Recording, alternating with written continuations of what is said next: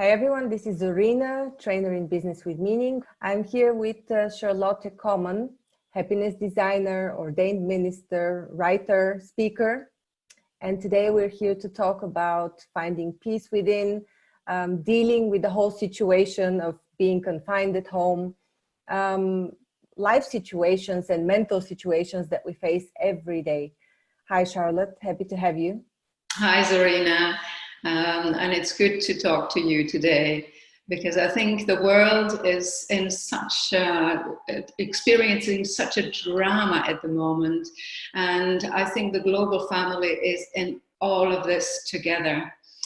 To me, it seems almost like a third world war, but we're not fighting an enemy. We don't fight countries. We're fighting an invisible virus that really grips the world and brings so much sadness and suffering and stress and anxieties into this world. And I thought it would be really nice to just talk about it and see how we can help people find peace and courage during these very unsettling times.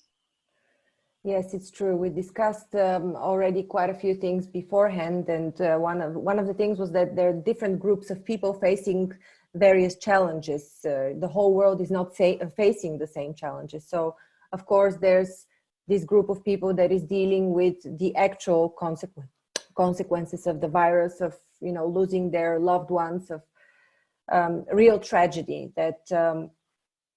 That is actually causing trauma and huge distress.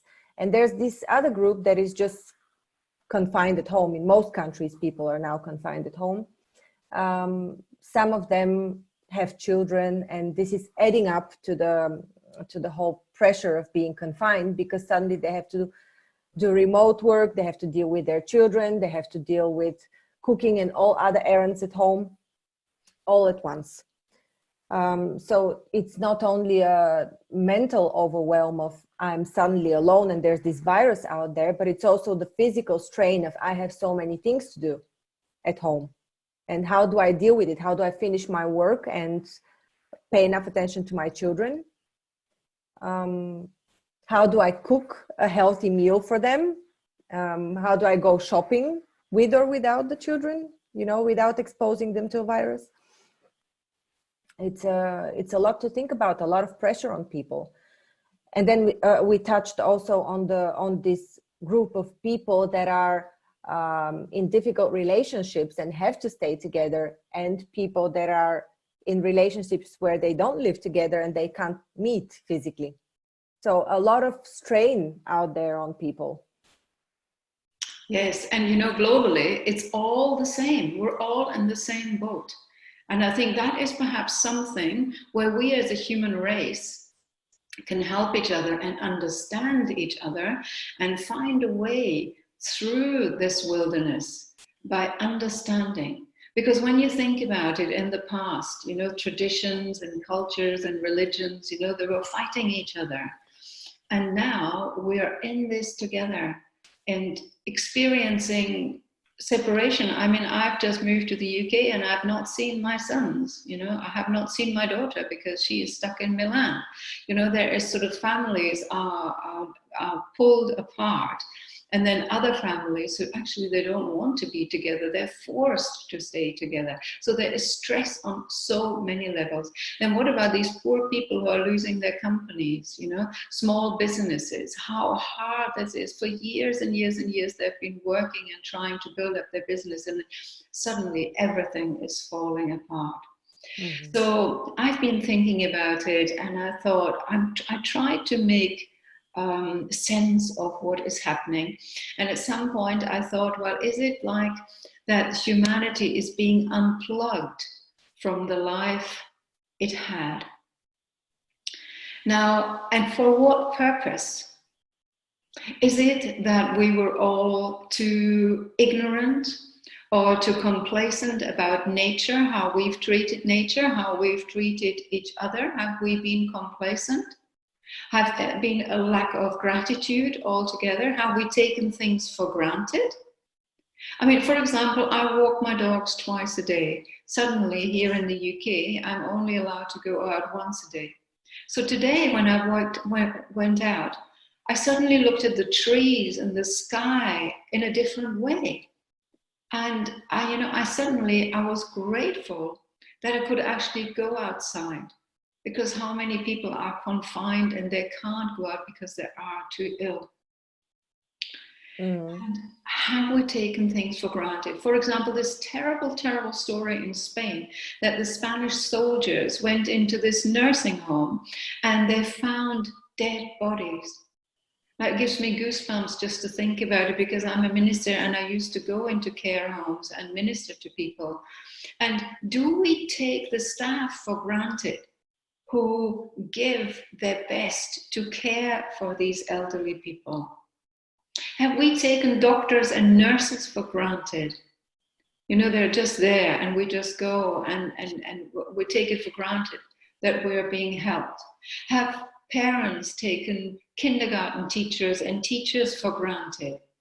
Is this actually a wake-up call to humanity to say, come and think again? Now, I think there is also a disease in our human family, and that is called distraction.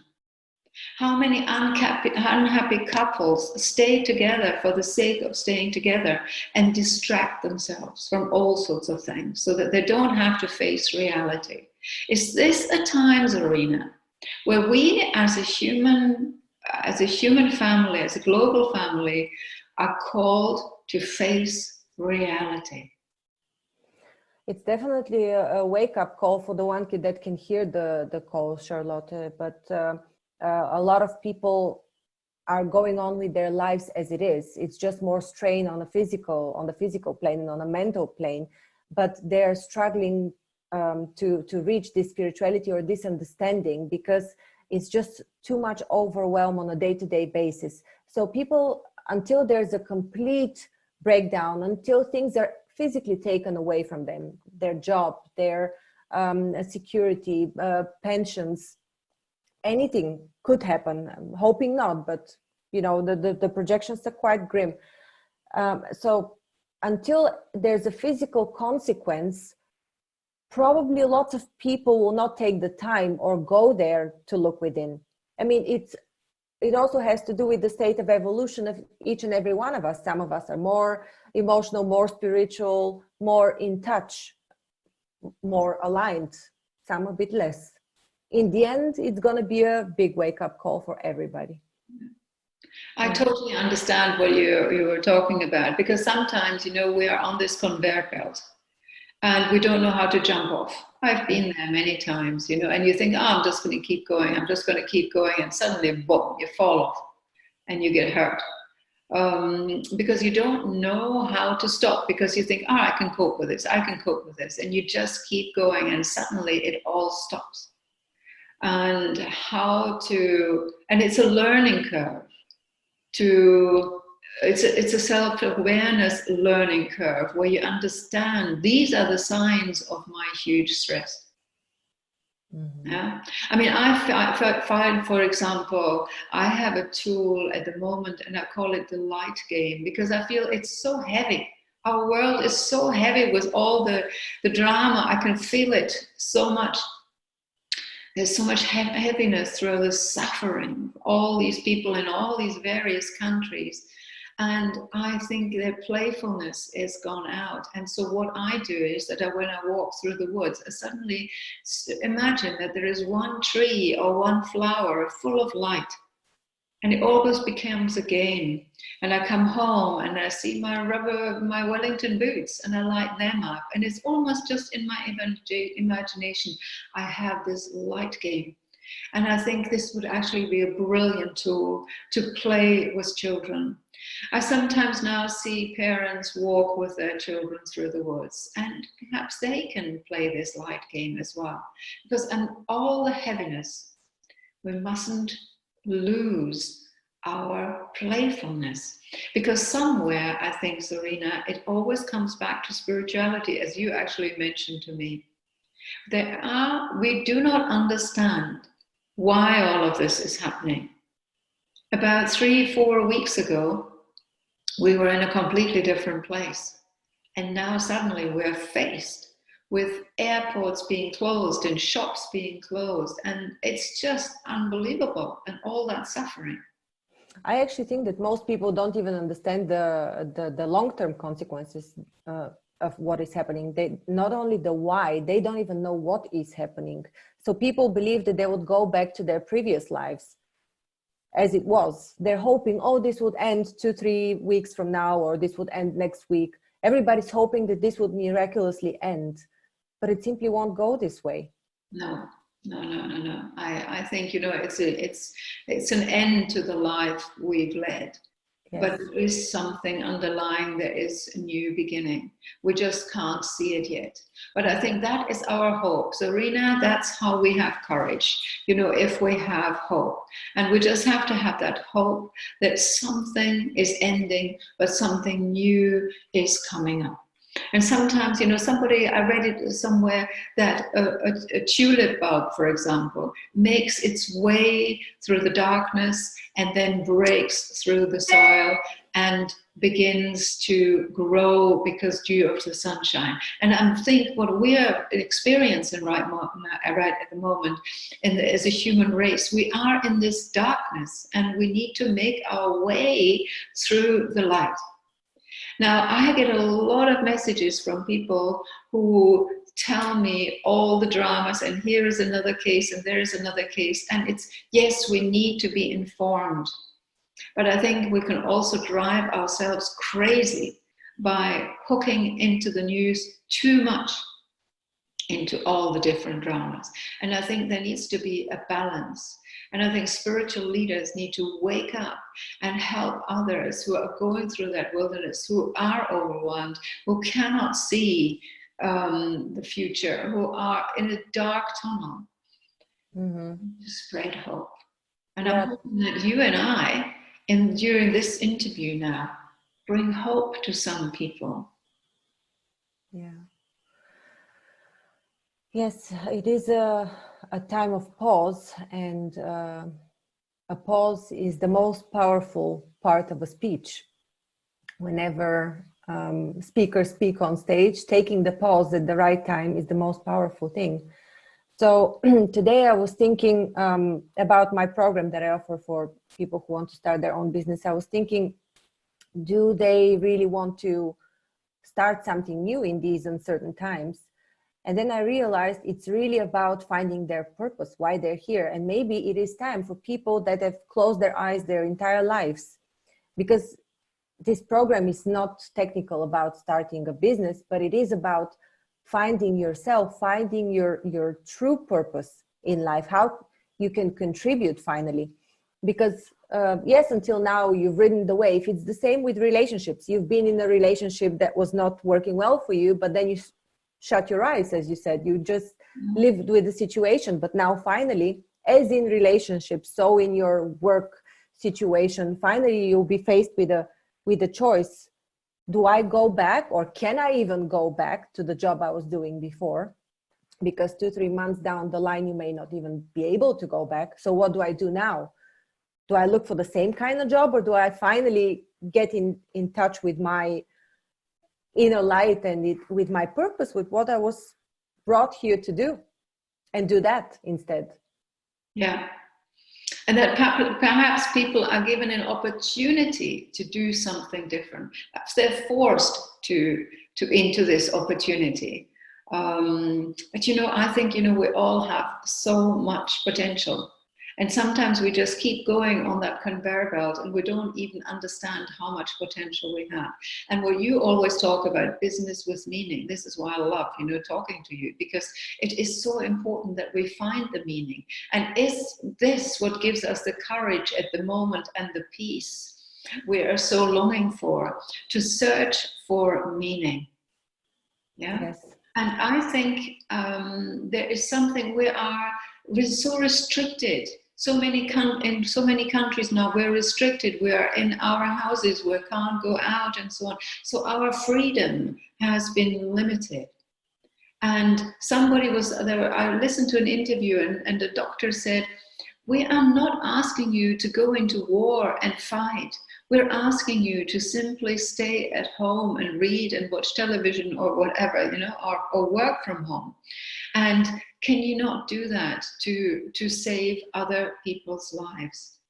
And I think at the moment, we need to understand the meaning of being at home. We need to understand the meaning of searching for something new. So if we try and find the meaning of why am I now in this relationship that doesn't work and I can't go out, I'm confined to my house, my flat or whatever, what is the meaning? So then we look a little bit deeper and deeper and deeper, and actually we realize what we all are longing for is freedom, Zorina.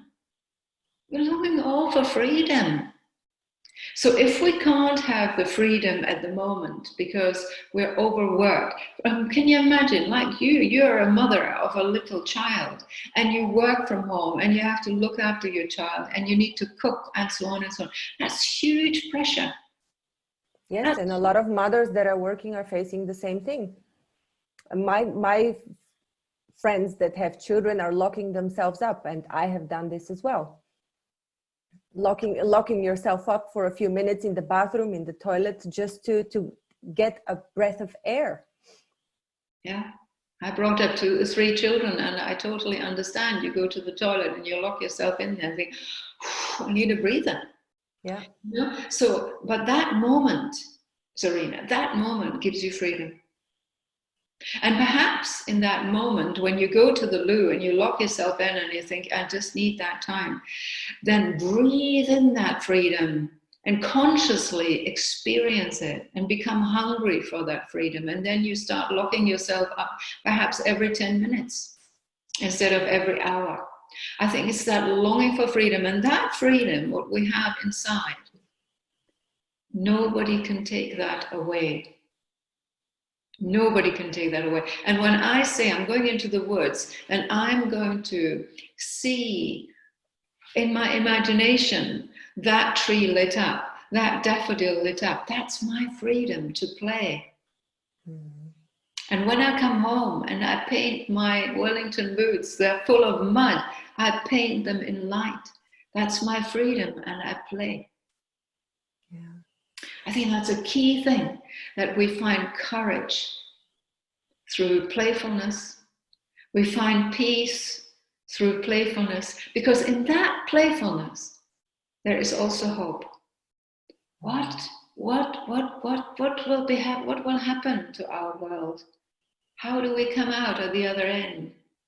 Is it that we as nations grow together? Could that be that we as a human race unite? And can you imagine when we all are let free again and we can go into shops and we can fly around the world and we can go into clubs and we can go into sports centers? I can see the parties and it gives me goosebumps. That we unite in a new way. Yes, the question is how well do people actually learn? How well does humanity learn? Some people learn, some people are not able to take any lessons. It's really about the stage of spiritual development everybody's on. Yeah, it is. And you see, those who resist the lesson, they will suffer more probably. But those who understand the lesson and come through it and heal and can inspire others. I mean, I had huge suffering in my life, and you wouldn't think it. But I suffered a lot, and I had to work through it. But I've come through it at the other end. This is why I'm so keen to teach that suffering brings you to the deepest part of yourself and connects with the divine source. Mm-hmm. You know, I don't know how often I wanted to commit suicide because I was so low, unbelievably low. But somehow life gripped me and I fell in love with life again. And how difficult is that in our days today to fall in love with life, where everything is crumbling around you. And you actually have to question, is there a higher power at the moment? Because why are we suffering so much? And I think looking at the world, how we were and what we did and how much we took for granted and how wasteful we were. Look at toilet paper. One of the big dramas in our world at the moment is that toilet paper is scarce. Now, how about a year ago, 5 months ago, 5 weeks ago, did people worry about toilet paper? They took it for granted. And that's actually a basic need we have, toilet paper. So this actually shows you, this toilet paper story, that we took so much for granted. And is this a wake-up call? Mm-hmm. I'm thinking now about businesses as well. You said lots of small businesses will run out of business, possibly in the coming weeks and months. And I was thinking, how could they possibly reinvent themselves? Of course, if it's not in the DNA and culture, it's much more difficult, just like for a person to understand what the next step would be, to realize what the lesson is. It's the same for a company, to realize what the lesson is and how they can reinvent themselves to actually serve, to be on purpose. It comes back to the same thing. How can I actually give meaning in this newly created situation? Give meaning to my employees, give meaning to my customers. I wouldn't call it customer centricity. It's not so. It's not a technocratic term. It's also meaning in terms of life satisfaction. How do I give them life satisfaction? Because this is when customers, employees are giving their best, are loyal to you as an employer, and this is when they reinvent the business. There are many examples that came up recently, such as, for example, I can't remember which brand of beer started producing hand sanitizers instead, because they have the capacity. And similar things to this are happening all the time. People are adjusting and reinventing their businesses. Yes. How can I serve with my resources the new need? So these are the businesses that have managed to create meaning to their employees, that are going to come up with the new solutions and that are going to stay in business. Yeah, I remember the story I told you, that I resigned from serving the church because I felt, their spirituality was almost non-existing, and I was so frustrated. And I went through a very, very rough time. And then I left, and I tell you what, it was a very, very hard decision. But out of that came the happiness designer. Mm-hmm. Yeah, I'd seen so much misery. And I felt that the church had become a drama exchange center. And I said, don't bring all the dramas here and just leave them there in a heap. Let's just see how we can actually transform them. And how can we get out of these dramas, but as better people and more understanding people and more compassionate people. Don't just throw all the dramas on the table. Don't be a drama exchange center. The church needs to be a place of healing. But nobody was listening, so I left. And I thought, no, I want to do something so where people can create their own happiness. Mm-hmm. Look at themselves, look at their potential, their incredible potential. Yeah. I want to also address something here, which is related to the fear of a lot of people that they might lose their jobs. But think about your employer. They also have a fear. They now need to treat you even better because you have say in whether they're going to stay in business or not. If they can engage your creativity well enough, they might actually stay in business. So employees have just as much power as employers. You're in this game together. Yeah. Everybody's in the game together. And you just said it in that sentence twice, together. And I think that's the key thing. It's togetherness. I mean, look at how you and I work together. All the interviews we've done, which I've really, really enjoyed, because, you open my eyes and I open yours. We do this together. We bring our experiences together. And I think that is the lesson for our world at the moment. We are in this together. We are in the suffering together. We are in the being limited, and we're restricted together. But together, we need to find a new way and find freedom. And there comes the courage again. And there comes the peace. Yeah. Yeah. If we can focus on creating something new. I mean, look at something. I was listening on the news today, to the news today, and there's this guy who used to have a hotel, and now he is making it into a place for for the medical staff, to like a home, like a second home for the medical staff, so that they don't have to rush home, but they can be in that hotel and find peace and relaxation. It's, yeah, people are being creative. You know, some people in restaurants, they now start cooking meals for people, you know, not probably selling them in the restaurant, but, you know, they're making it for other people. You know, hotels are opening their rooms now for the homeless. Can you see how the human family is actually starting to work at this? The contribution is very important for mental well-being in general, because there's this thing called the giver's high. I read about it yesterday as a term. I didn't know it existed as a term. It's the high you get when you contribute to something, when you give somebody without an expectation of receiving anything back. It's this is when you get high. So there are many examples when people contributed, including business examples.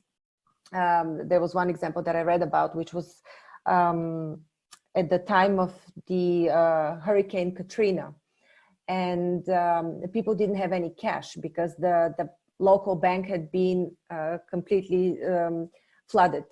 So the employees of the bank went to the basement, picked up all the cash in the wet cash in garbage bags, and dried them with hair dryers that were plugged onto generators.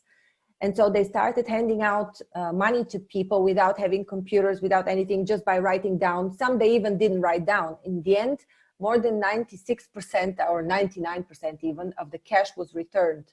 And the bank got even more business out of it after the whole crisis was resolved. So this is an example of engagement of employees, but the working with a meaning again. You know, it's they still did it working for the company, not out of pure charity. Let's just give them the money. You know, they still wrote down who owes them the money whenever possible, but it was all driven, of course, by a humanitarian instinct, I would call it. Yeah, instinct.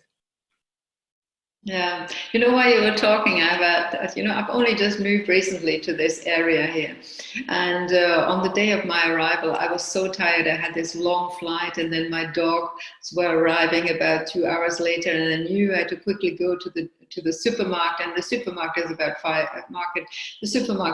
5 minutes away. I was so frozen because I used to live in a tropical country, and I came to a country where it's still winter. I was so cold, and I walked into the supermarket and I said, I don't even know where to start. I know what I need, but I'm so tired. So the first shop assistant who was there, I said, you know what? I've just arrived and I'm so tired and I'm so cold. And can you help me, please? I need to find a few things. This woman, she was so excited. She said, what do you need? I said, first of all, I need a woolen hat because I'm frozen. She said, you come with me. We'll find you a woolen hat. She was so brilliant, and she was helping me to do the shopping. And then she said, you know what? I'm going to take you now to a cashier, and he's really, really nice. So she took me to this gentleman, and she said, you know, this lady, she's only just arrived and she's come from abroad and she's so tired. He said, just wait, dear, I'm going to do it all. And he packed all my shopping, and they both were so happy because they saw how tired I was, and to help me really gave them a bus. And I was almost in tears because they were so sweet. You know, it was brilliant. So you are right. You know, helping somebody else gives you a high. You know. Yes. So what's the takeaway? The nugget of our talk today? I think the nugget of our talk perhaps is to have hope. Have hope that somewhere there is a greater power in charge, a greater power perhaps helping us to find a deeper meaning in all of this, like you do in your coaching for your businesses. Or even create meaning by contributing, be it by using your own skills that are truly yours, given to you divinely, or by contributing to an organization that has a meaning to help certain group of people. Yes, so find that meaning and serve. I think this is all about serving the community. I think that's what we are doing today, serving the community by perhaps giving them hope and giving them courage and peace. And, among all the dramas in the world, to be playful. Don't lose your playfulness, because we owe it to our children, to the next generation, to be playful, and also the older generation, those who are really, really frail. There is a playfulness, if we can keep that playfulness. And with the older generation, we can play the light game as well. We can play it as a family. You can light up your hands, you can light up your heart, you can light up your feet. Play with it. And so perhaps we've managed to help people perhaps start seeing the bigger picture, that we as a global family have a responsibility to look for our potential, to look for our own freedom, even if we have to hide in the toilet every 10 minutes, but to bring peace and to encourage people to look for that freedom within, because that freedom, nobody can take it away. Mm-hmm. So, and the very last thing, when you're pushed in one not mode, but the poles of the battery, on one side of the battery, the other one activates. So when you're pushed to be alone and isolated, the togetherness part activates. You want the feeling of togetherness. So this is when this whole sense of togetherness comes out of the isolation. Yes. And I think, I think we as a human family, as a global family, we've grown apart. And, there have been so many wars and there's been so much aggression. And I think it's the key thing. And that's also, for me, an appeal to religious leaders today, to be honest, to stop being so arrogant and think that you've got all the answers, because there are a lot of division.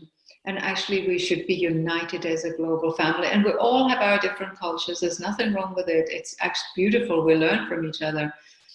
But to stop the arrogance. And I think spiritual leaders have a big, big responsibility to stop being arrogant and to be fundamentalists and say, I've got the answer. No, none of us have the answer. And that's one of the things, Zorina, in 2020, with all the technology we have, there's suddenly a virus who stops everything. So we know nothing. So no spiritual leader should say, I've got all the answers and this and this and this. No, just show humility and say there is a bigger power, and hopefully something very good will come out of this. Thank you very much, Charlotte. Thank you.